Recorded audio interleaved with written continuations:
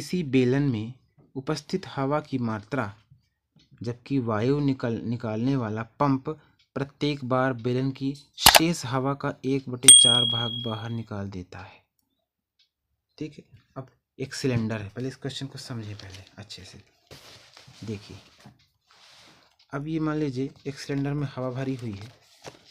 ठीक है, अब ये पंप है। पंप तो आपने देखा होगा जिसमें हवा भरी जाती है, जिससे हवा भरी जाती है। ठीक है, और एक ये, चलिए ये पंप है। अब जितने बार प्रेस करता है तो 1/4 शेष हवा का निकल जाती है। ये सिलेंडर है।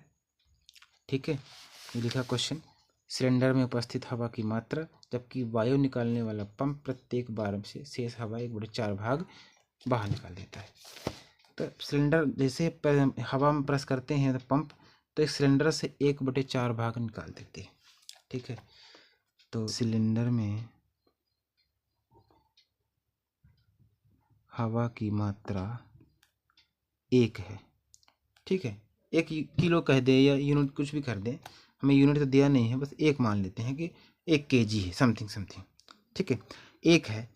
तो अब देखिए, अब एक बार पंप को बाहर निकालेंगे।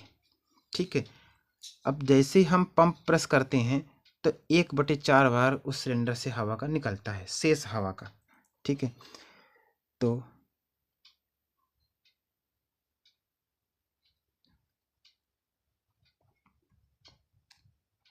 पंप के द्वारा हवा बाहर निकालने पर, जब हमने पहली बार पंप किया तो इसमें से मतलब पूरे सिलेंडर में 1 हवा भरी है, यानी 1 लीटर भरी हुई है। तो 1 लीटर में से इतना भाग हमको बाहर निकालने का, 1 का 1/4 भाग निकला। क्या बोल रहा है मुझे, हवा का। अब हवा कितना है, 1। ठीक है, अभी तो 1 में से ही निकला, तो 1 का 1/4 भाग बाहर निकला, तो कितना हो जाएगा, 1 माइनस 1 का नाम 1/4 है, इसके बटे में 1, एलसीएम ले लोगे ये 4, भाग दो, सॉरी गुणा कर, 3 गुणा 4 कम 4, 1 का नाम 1 माइनस, तो ये हो जाएगा 3/4।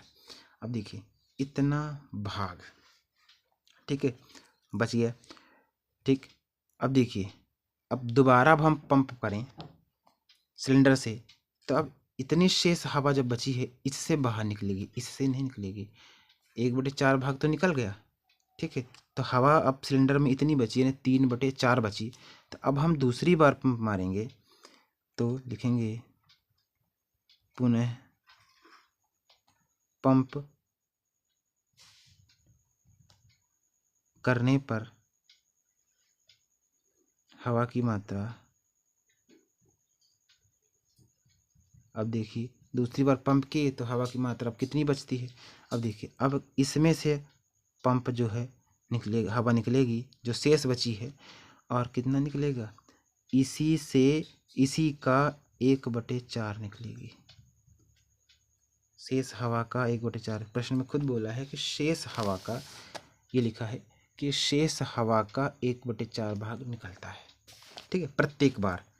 अब देखिए, अब इसका कैलकुलेशन कीजिए, 3/4 इसको रहने दीजिए, माइनस 3 1 कम 3, 4 चौके 16, इसका एलसीएम लेंगे तो 4 और 16 का एलसीएम 16। अब 16 3 48, माइनस 4 3 12, तो अब 8 में से 2 चले गए 6, 4 में से 1 गया 3/16, ये आ गया हमारे पास। तो इतना भाग जो है, ठीक है, इतना भाग बचा। अब यानी इसको भी हम मिनिमाइज कर सकते हैं। 2 18 दूनी 36 और 8 दूनी 16, ठीक है, 2 चौके 8 और 2 9 18, ठीक है, तो 9/4 भाग टोटल अब बचा। ठीक है, 9/4 भाग बचा था। यदि हम फिर से पंप करें, अब देखिए धीरे धीरे धीरे धीरे एपी बनती जा रही है अपनी, प्रथम पद दूसरा पद, अब एक पद और निकाल लेते हैं जिससे हमारी एक AP बन जाए। अगर अंतर सेम आ रहा है तो यानी बनी जाएगी, क्योंकि हर बार इतना ही निकल रहा है, 1/4 भाग ही निकल रहा है उसका। तो अब देखिए AP बनाते हैं।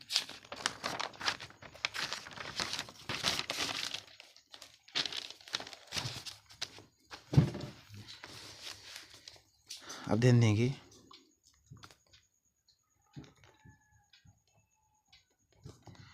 तीसरी बार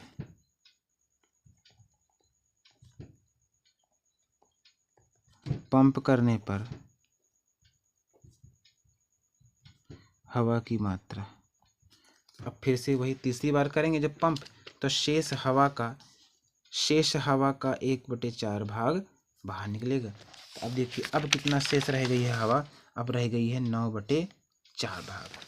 चलिए भाई, तो अब देखिए 9/4 भाग से हवा निकलेगी, तो 9/4 यानी शेष हवा का 1/4 भाग ही निकल रहा है।